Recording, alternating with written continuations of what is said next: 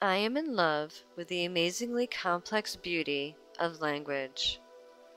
I have been fortunate enough to travel and live throughout the States while both growing up and as an adult.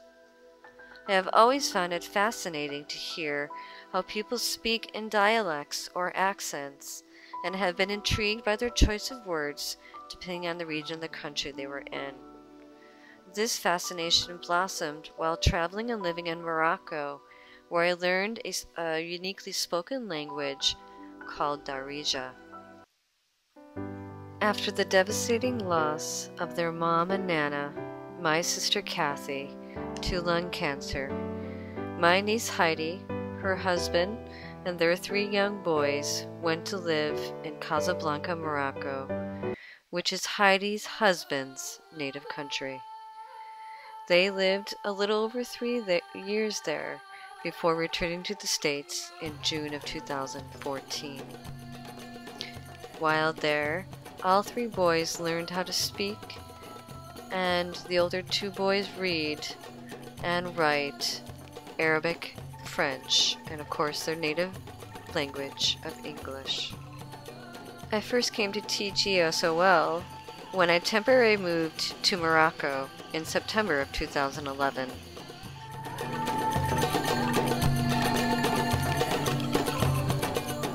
My very first teaching assignment was teaching English to business professionals. I was completely and utterly unprepared. I stumbled and made several mistakes. But I was hooked. I realized that I really enjoyed working with people from different cultures, and that teaching English was a rewarding way to earn a living. Back then, the most challenging aspect of being a new teacher for me was properly assessing students for their language competencies and managing the classroom effectively. Recording. Mm-hmm. So, what is your name? My name is Julia. What is your last name, Julia? My last name is Grebenshikova. Once back in the States, I began to tutor Yulia, a student from Kazakhstan. And I also started to volunteer at a local community college as a classroom aide.